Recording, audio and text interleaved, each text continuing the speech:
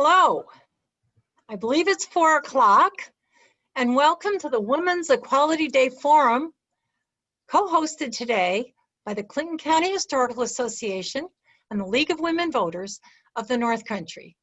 I'm Helen Allen Nurska, Director at CCHA and co-president of the League of Women Voters of the North Country.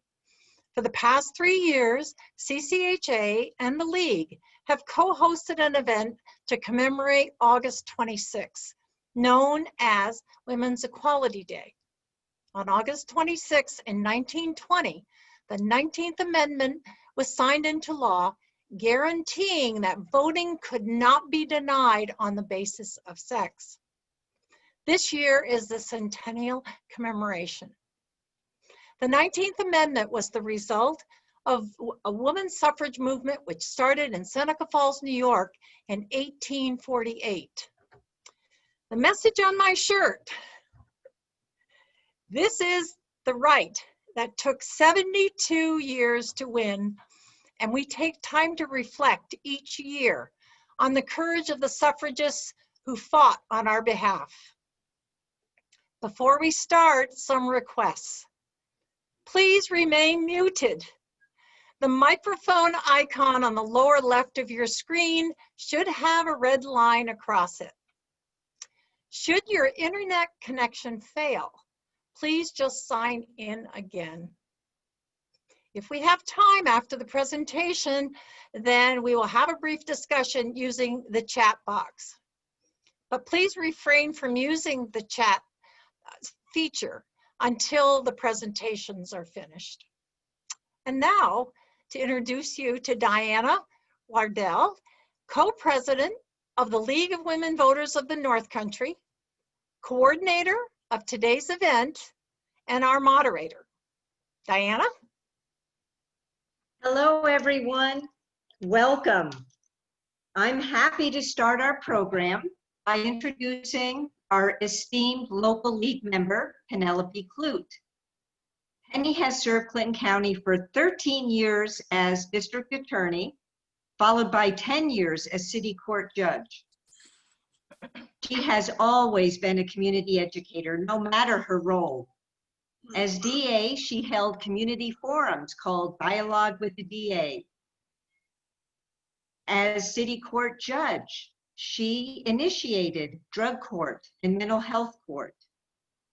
She continues to help our community understand the law with her regular Press Republican column, The Law and You.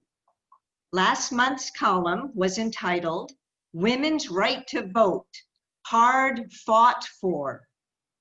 Penny, welcome to the forum, and I'm going to highlight you. Okay. Thank you, Diana. We're about to see an 8-minute video called Best Kept Secret. I've been spending a lot of my extra time during the pandemic reading letters and diaries and speeches from the women's suffrage movement from this period of time, the 72 years that Helen talked about. And I can't stand it when I see articles saying that we're celebrating the 100th anniversary of when women were given the right to vote. As you'll see in this video, nothing was given at all. There was a great deal of opposition that took thousands of people fighting for many, many decades to achieve granting, asserting the right to vote for women. So we're going to watch the video, which is just it's only 8 minutes, so it doesn't cover everything, obviously. And at the end, I'll have a couple comments about things that you saw before we turn to our main speaker. So I'm going to mute myself now while the video plays.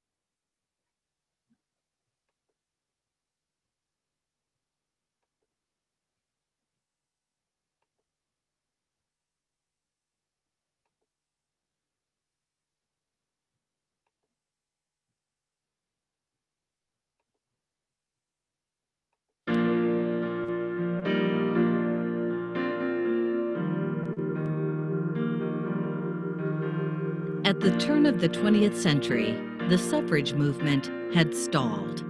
Under the new leadership of Carrie Chapman Catt, National American Women's Suffrage Association was revitalized, and a new and impatient generation emerged. They held parades and lobbied state legislatures across the country, but most activity was in the New York area. Among the new members was Alice Paul, a Quaker from New Jersey, who had grown up with a strong sense of equality between men and women and had worked for suffrage in England. She quickly became vocal in the organization and was allowed, along with Lucy Burns, to set up an office in D.C., specifically to lobby Congress for a constitutional amendment. So under the new leadership of Carrie Chapman Catt and the National American Women's Suffrage Association, the movement was revitalized, and it brought in new and energized members to the organization. And one of the new members was Alice Paul, a Quaker from New Jersey who had grown up really with a deep sense of equality between men and women. And she had worked for women's suffrage in England. She was passionate, she was persuasive, and she was vocal. Hello. Alice Paul believed that there was only one real way to gain the right for women to vote, and that was to secure a U.S. constitutional amendment in Congress. Over the next few years, Alice Paul innovated new, more demanding strategies for the suffrage movement. In 1913, for her first major action, she and Lucy Burns organized a grand parade in D.C., the first of its kind and scale in the nation's capital. She knew that there would be political operatives and all kinds of press who were going to come to town to cover Wilson's inauguration. So she staged this ahead of time, just so that everybody could see that women wanted the right to vote. Thousands marched, and many more thousands, mostly men, looked on. Well, there were very many notable participants in this 1913 parade. It was led by the young and beautiful Inez Milholland on a white horse, and she was the herald calling her fellow suffragists into action. She also symbolized the new woman of the age. And there was a huge African-American presence in this particular parade. The Delta Sigma Thetas, who had been organized as a black women's sorority at Howard University, marched in the parade as their first political action. So all of these come together in this giant parade with costumed marching sections, each section different in costume from the last. So it was quite a spectacle. The parade ended in a riot where the male onlookers attacked the marchers, which the D.C. police did not stop. The parade gained national publicity for suffrage and made lawmakers know that women wanted to vote. And when the president went to Europe before the final Senate vote, they lit watchfires for freedom on the White House sidewalk to ceremoniously burn the president's speeches on the need for democracy in Europe when he was denying women the right to vote at home. These tactics provided regular news and photos to the newspapers and served as constant reminders to the president and the public for the demand for women's suffrage. The Woman's Party picketing the White House demanding the president act for the suffrage amendment continued for 6 months until World War I. Messages on banners became more critical of the president, especially during visits by foreign envoys. After warnings by police, arrests began and quickly escalated. Women were sent to Lorton Prison, a federal prison in Fairfax County in Northern Virginia. As women were arrested and charged with obstructing traffic and similar fake charges, more joined, knowing they would be arrested. They had broken no laws, so when their demand to be treated as political prisoners failed, most went on hunger strikes and were force-fed. The pivotal event of this period was called the Night of Terror, when on orders from the administration, women were dragged and beaten and slammed into punishment cells. Lucy Burns' arms were shackled to bars of the doors over her head, and she was left there all night, barely able to breathe. Others immediately held their arms up in a similar pose to show defiance and support for Burns. This may have been the single most important event leading to public outcry and sympathy for women's right to vote. New York passed its suffrage referendum in 1917, which provided the necessary votes in the House of Representatives for passage, leaving the Senate as the challenge. Passage of the amendment in Congress came in a special session in June of 1919. These innovative and effective political reform strategies and tactics pioneered by the women's suffrage movement were later used by civil rights activists in the 60s and became a model adopted by political reform and social justice movements in the 20th century. Every successful political or social justice movement in the United States has always had a moderate wing and a militant wing. And so this was also the case with women's suffrage. The National American Woman Suffrage Association, which had roots back in the 19th century, was the moderate group. The National Woman's Party were the militants, and they were kind of the shock troops. In 1919, Speaker of the House, Frederick H. Gillette, signed for the House on June 4th, and Vice President Thomas R. Marshall signed for the Senate on June 5th. The 19th Amendment to the Constitution, guaranteeing universal women's suffrage, became the law of the land on August 26, 1920, now celebrated as Women's Equality Day. Well, the National American Woman Suffrage Association became the League of Women Voters with their mission to educate and inform women about candidates who were running and the process of voting and how to vote. The National Woman's Party, on the other hand, decided to make their next step the introduction of the Equal Rights Amendment to the Constitution to abolish legal disabilities of women under the Constitution. Alice Paul continued the quest for women's rights, introducing an Equal Rights Amendment in 1923. To learn more about the Turning Point Memorial, visit Suffragist.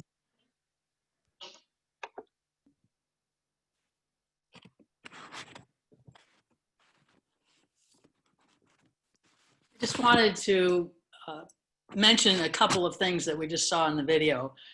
Many of you already know this, but Inez Milholland on the big white horse is buried in Lewis, New York.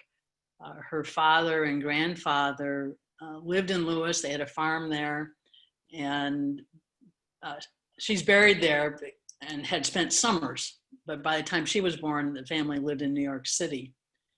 But she was very prominent in the suffrage movement and died, I think she was only 31. She was certainly early 30s. She died while on a suffrage speaking tour by train out west, and was literally on the stage in Los Angeles speaking when she collapsed. She had something called pernicious anemia, was in the hospital for a couple of weeks, and died while there. So she was really a martyr to the fight for suffrage. And that she being on the horse was the 1913 parade, the day before Woodrow Wilson's inauguration. That same parade, one of the speakers in the video talked about there being a huge African-American presence, and specifically talked about the Delta Sigma Theta Howard University sorority.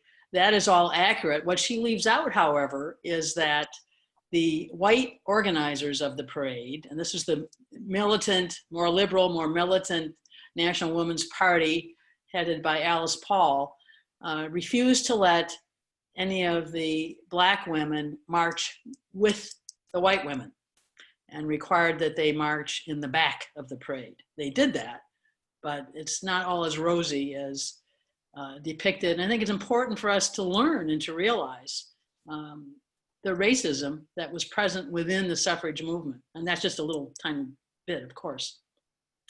And just to reemphasize, the video said there were two organizations, the moderate and very long-standing National American Women's Suffrage Association, headed by Carrie Chapman Catt. That's what turned into us, the League of Women Voters, and the more what's referred to as militant, the National Women's Party, headed by Alice Paul. They're the ones that picketed at the White House. They were called the Silent Sentinels, who stood silently with banners all day, every day, starting in January. So even in Washington, that's pretty cold, for many months. And they were the ones who got arrested. They were the ones who got abused in jails. And that was the first of any organization to picket the White House, to assert First Amendment rights of picketing, petitioning the president. And there have been many since then. So those were the points I wanted to make. Thanks, Diana. Okay, I'm going to share this screen because we do have just a couple resources that we wanted to share, and Penny's going to talk about a couple, and I will as well.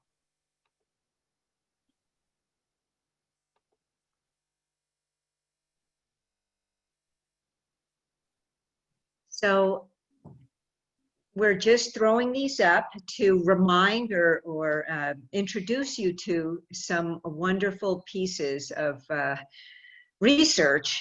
Some of you may have seen the very recent PBS American experience called The Vote. It was 2 nights, 4 hours in just a comprehensive view of this long and arduous journey to demand the vote. Another great documentary is Not For Ourselves Alone. And Penny, I'm going to pass it off to you because I know you wanted to speak about one in particular. Yes, thank you. And you recently loaned me the Not For Ourselves Alone video, and it was really informative and very revealing, all the backstory and all the effort for decades by Elizabeth Cady Stanton and Susan B. Anthony, and much more than I had ever known before. The Inez Milholland video, I think, is 15 minutes long. It's not very long, but it's also informative and wonderful pictures from that time. Best Kept Secret is what we just saw.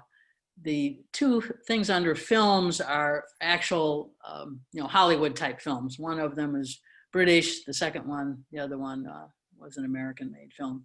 Well, what I particularly wanted to point out under resources, Library of Congress at www.crowd.loc for Library of Congress.gov is where I have been reading all these letters and speeches and diaries that I mentioned. Library of Congress has projects, or what they call campaigns, for us regular people sitting at home at our computers to transcribe, type up documents that are in the Library of Congress. Some may be in handwriting, some may be typed, some may be newspaper articles, but by our typing them, they can then be made searchable so that people can find them, just the casual reader can find them, researchers can find them. So there are many thousands of documents from the National American Women's Suffrage Association. That's the project I've been working on, and that includes documents from the National Women's Party. So you can read things from the late 1800s, right up into the 20s and later. It's really fascinating. But so you can type them up, and then that is a benefit to other people later. I really urge people to do that. And there's other topics. If for some reason you didn't want to work on suffrage, there's many other things you can work on. Thank you, Penny. Yep. Appreciate it. So I am going to introduce, and I'm very honored to introduce our speaker for this very special forum, Dr. Michelle Cromwell.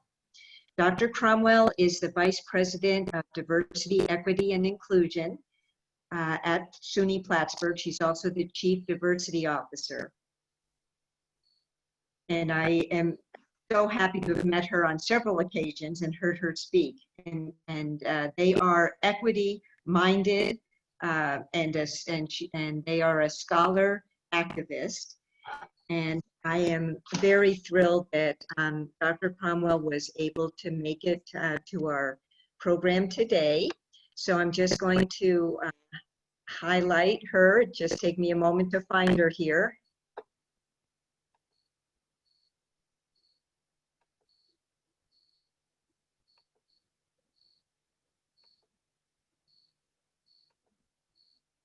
Hey, welcome. Thank you so much. And to some people that were wondering, is Diana using some wrong pronouns? She was not. So Diana was referring to me as they, and the pronouns that I use are they, them, and theirs. And that just means that in terms of my gender identity, that I don't necessarily see myself as either masculine or feminine, that I am just non-binary. So I just wanted to clear that up and share that and be transparent. But I'm so excited to be here today. And I always begin by acknowledging the land that I stand on. And this land that I stand on doesn't belong to me. It doesn't belong to many of the people that are on this Zoom call with us today. And I want to acknowledge that this land holds stories, it holds victories, and it holds pain of Indigenous people. So August 26, 1920 was a good day. And 100 years later, we're at Crossroads. And we are at Crossroads. And I think it's therefore important to talk about the ways that three of my favorite ideas intersect. And these ideas are social justice, democracy, and civil rights. When we link these three ideas together, when we link social justice, democracy, and civil rights together, we create an intricate web of experiences that when we examine these experiences critically and carefully, we can either see how they prevent or enable people with certain identities to be free. But I don't want to begin at the conclusion. I first want to commence by acknowledging the fight that a number of women, and to be honest, you know, as many people have alluded to before, mostly white women began in the 1900s. So women like Lucy Burns and Alice Paul, and we talked about some of the sorority sisters from Delta Sigma Theta. And most of them sacrificed liberty and limb to bring attention to the need for suffrage. And I want to talk about the work that they did as radical, because it was radical and it was courageous. And the actions that these women took really heralded the call and demand for women's suffrage. And if we think about it, this was truly an onslaught to male dominance, to patriarchy, and to the general oppression of women. All of this at a time when oppression in various forms was not just legal, but it was also sanctioned. And today I want to recognize and applaud the long way that we have come, because we have come a long way. I want to say, however, that we cannot speak about social justice without acknowledging the injustices, both historical and relevant to current times. So injustices that are rooted in systems like racism, like sexism, classism, and many of the other forms of systemic oppression. And the work of social justice, I love to call myself a truth teller, requires that we do a level of truth telling that at times can realize what I like to call an inconvenienced truth. And I urge you to see what I'm about to say not as a judgment, but as an inconvenienced truth that can really awaken and recalibrate some of the efforts that we are engaged in today.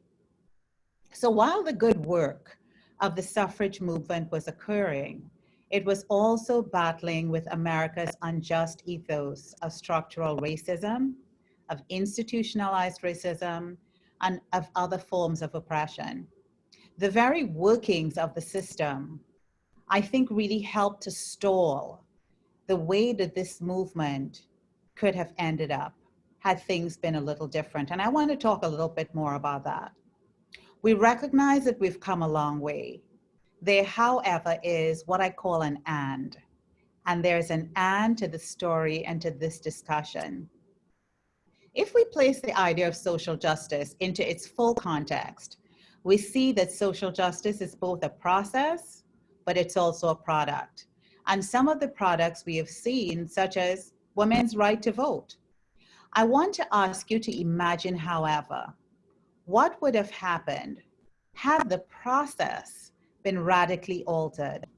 What would have happened had the women's suffrage movement, the civil rights movement of the late 50s and 60s, and the feministas from various Latino and Chicano movements of the 60s and 70s worked in concert? I'm just asking you to imagine.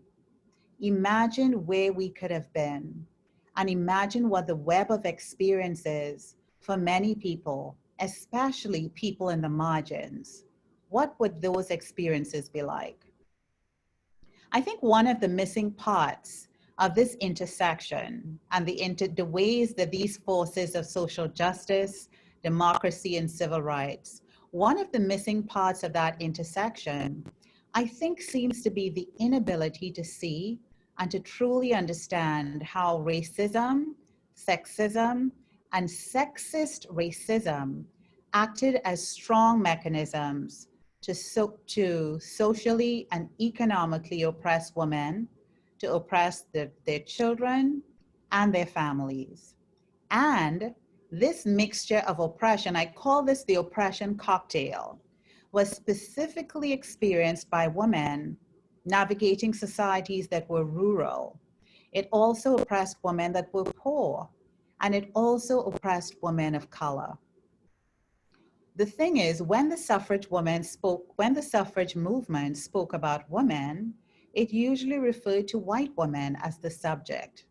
And that very often is an inconvenient fact that we really must speak about. And Black, Indigenous, and other women of color were often relegated to tangential positions. To be clear, this is not to be seen as a judgment of the movement, and is rather what I would want to call a social analysis. And as we commemorate Women's Equality Day and verbalize a commitment to equality, I want to encourage all listeners and people that will be looking at this recording to always apply an equity lens to this work that we do. By applying an equity-minded approach, we can recalibrate our thinking. This will support the mindset that encourage us to look at the ways that racial dominance affects freedom.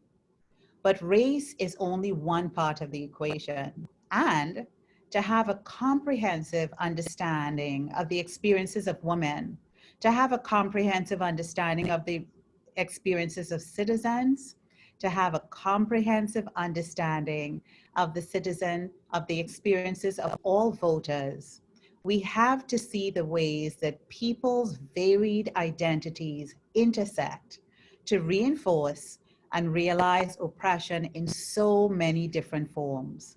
We have to understand the ways that social forces intersect and come together to prevent citizens from being free, from being American.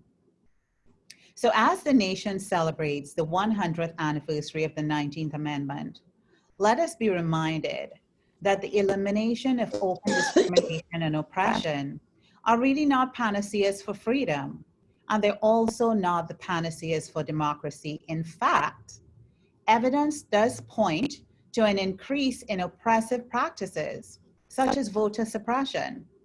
And as I think about these practices, such as both implicit and explicit voter suppression, I ask the question, how effective are the interventions and opportunities for equality and for freedom across the board? And as we consider a response to this question, I also ask you to consider what is getting in the way of equality and what is getting in the way of freedom.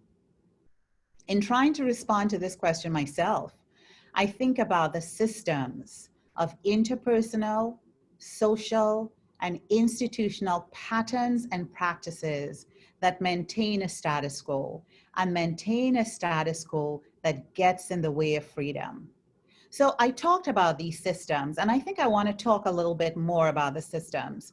And one of the first systems I want to highlight is what I call an intergenerational system, which we often don't think about.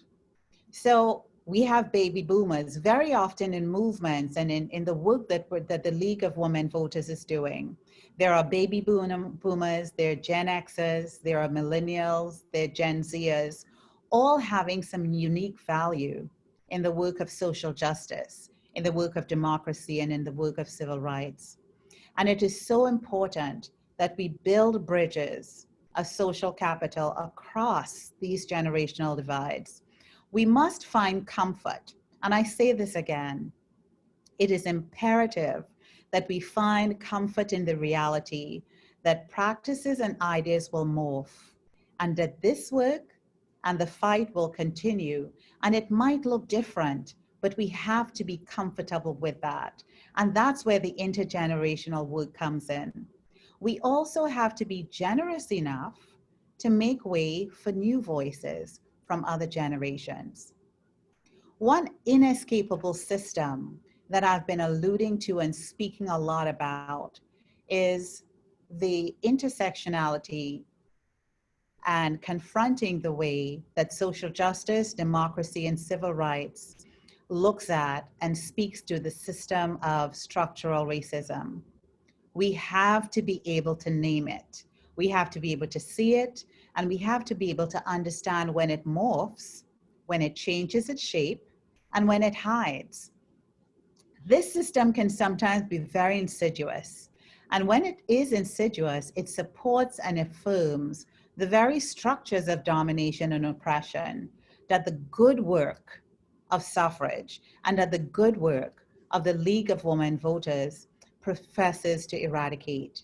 And this is the system that we have to openly and honestly affirm, that this system affirms that whites as a group benefit at the expense of Blacks, African American, Latinx, and other people of color. The challenge is that racism operates historically to inform the present, but in ways that don't often leave a track, and in ways that don't often enable us to see what is happening, to name it, to call it out, and to therefore to do something about it. In other words, racism as a practice and as a system ambushes and hoodwinks us, not just whites, but it also ambushes and hoodwinks people of color so that they're not able to see it and therefore are not able to work to eliminate it. So I want to say, as a result of all of this, we have to be able to interrogate the ways that racism has morphed and the ways that it hides. We have to sit with a troubled history and let that history light the path forward to do the current work in new ways. This is really essential because as a system that has been in place for centuries, doing business as usual is sufficient only if we want to keep this system going, and only if we want to maintain a status quo and have absolutely no change. The work of the League of Women Voters is revolutionary. And I say that with no qualms. As we talk about revolutionary work, I also want to encourage each and every one of us to do some self-examination. And the quote that I share will help us to do that, because to do this revolutionary work, it begins with self-preparation and some self-examination. So here's the quote. The true focus of revolutionary change is never merely the oppressive situations which we seek to escape, but that peace of the oppressor which is planted deep within us. And this quote is from one of my favorite authors, Audre Lorde, and it comes from Sister Outsider. And this quote raises a troublesome issue for those doing this work for social justice, for us doing the work for civil rights and for democracy. While we have little difficulty assessing our own victimization or the oppression of others, we very often fail to acknowledge how our own thoughts, our own words, and our own actions hold others subordinate and oppress others. And what this quote is really asking us to do is to do some self-examination for how each of us holds the oppressor within us.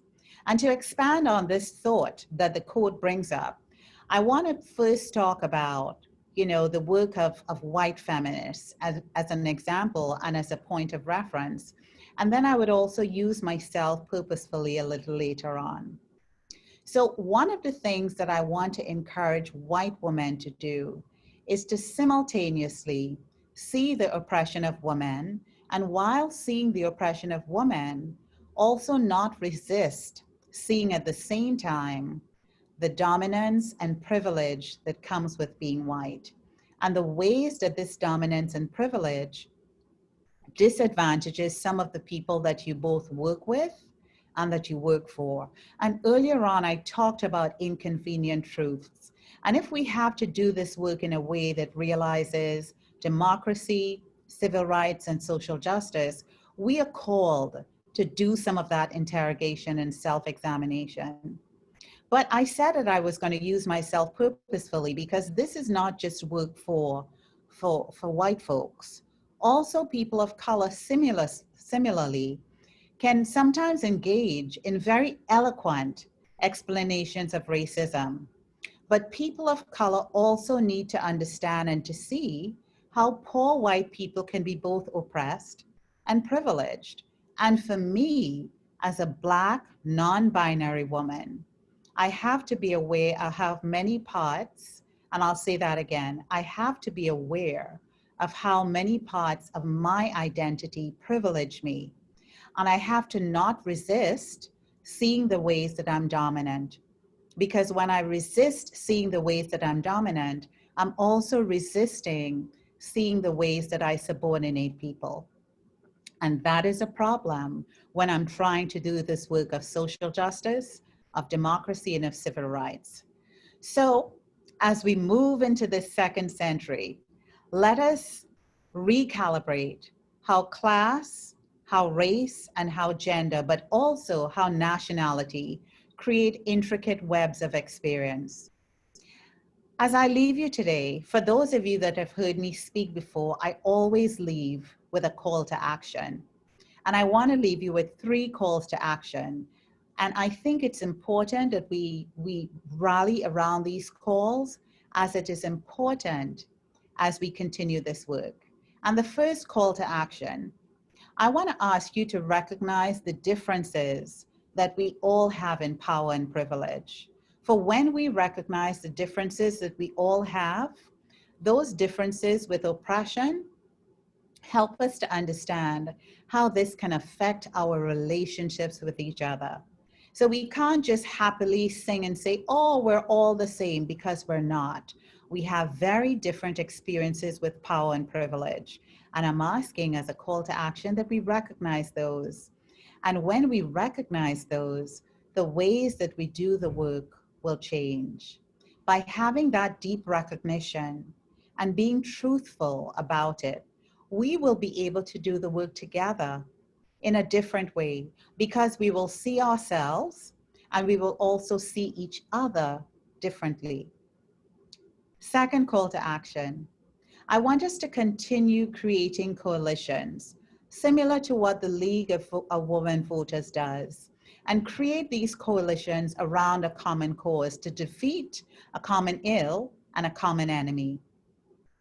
Let's find causes that are experienced not just by a few, and causes that are not just the hot topic of the time, but causes that are a common ill, and a common ill that is experienced by many, but also causes that are experienced by people that are in the margins.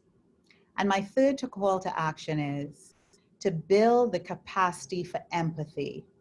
We sometimes have a moral apathy that prevents us from seeing the troubles in the lives of others. And this capacity for empathy, I'm asking that we go beyond just knowing people's personal stories or their mere personal biographies, where we can say, oh, yes, I know this about them, or I know that about them. Instead, let us try to see how race, class, and gender intersect and create an intricate web of experiences for people. When we do that, we can see the special tapestry of someone's personal biography, but this time from an equity-minded lens. So as we continue on this crossroad, I seek to make the people we work with and the people that we work for free. I want us to continue to be partners in justice. And to do that, to be partners in justice, we have to stand shoulder to shoulder with social justice, democracy, and civil rights, connecting us at the hips as we move forward towards our goal. Thank you so much for your time and attention. And let us never forget, the fight continues.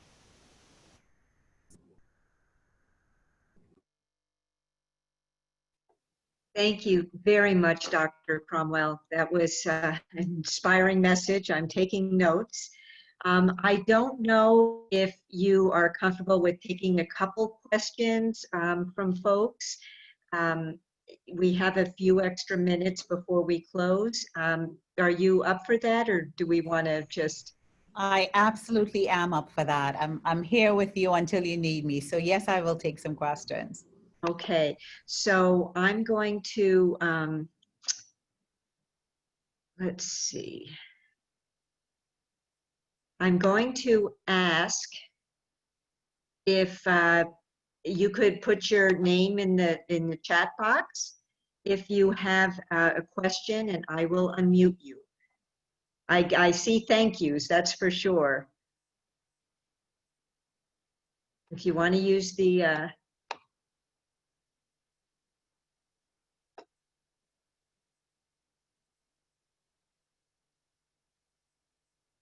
we may not have any burning questions at the moment, but we truly appreciated your words very much. All right, let me, if I can, take the spotlight off. Let's see.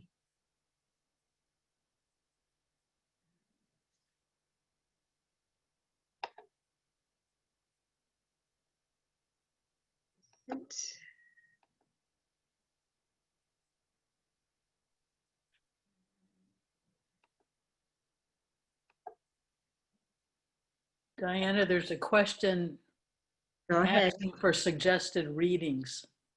Ah, okay. Michelle, Dr. Cromwell, would you please unmute yourself? And if there's any top 5 to 10 books you'd like to recommend? Oh, where do I start? So I am going back to some of the philosophers. And, you know, as I alluded that we can't look at some of these ideas in isolation, and that we can't just look at race, we just can't look at gender, we can't look at class. And I'm going back to people like George Yancey, who is a Black philosopher that talks about the Black body. And I think as I do this work, I also want to understand more of what my body brings to certain spaces. And one of the books, I think it's a very accessible book. It's called Black Bodies, and I'll write it in the chat, White Gazing.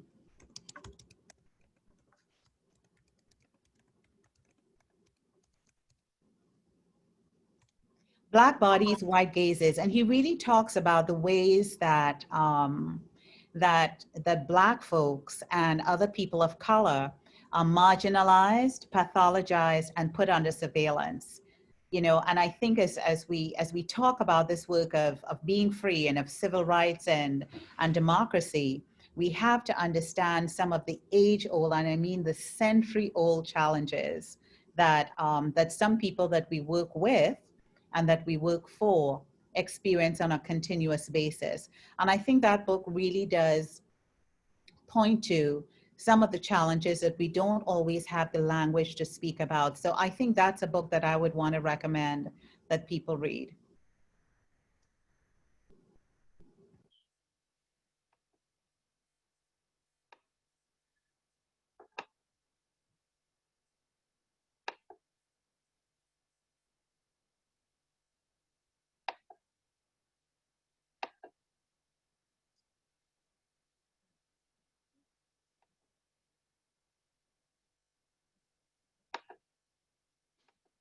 All right, if you want to put me on speaker view, that's probably the easiest thing to do. And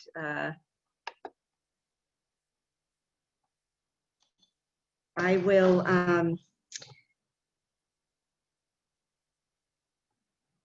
I want to thank everyone, and we had 35 participants today.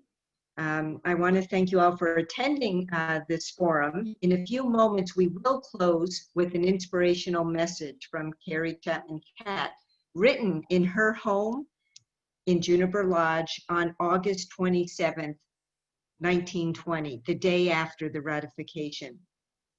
Before we hear the words of Mrs. Catt wrote from her home, Helen brought it to my attention to recognize a local connection to this another change agent, because you can see Dr. Cromwell is a change agent. But Carrie Chapman Catt was a change agent 100 years ago, and it literally connects our local region. We have,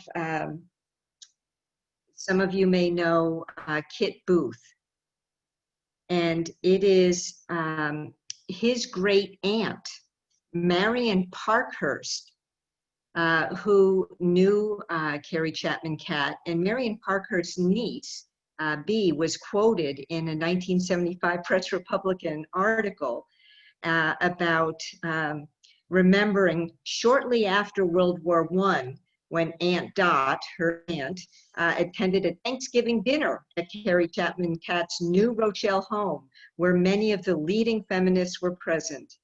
Later, Mrs. Catt came to Plattsburgh to appoint Miss Parkhurst as president of the Clinton County League of Women Voters. So we're celebrating our local league here too.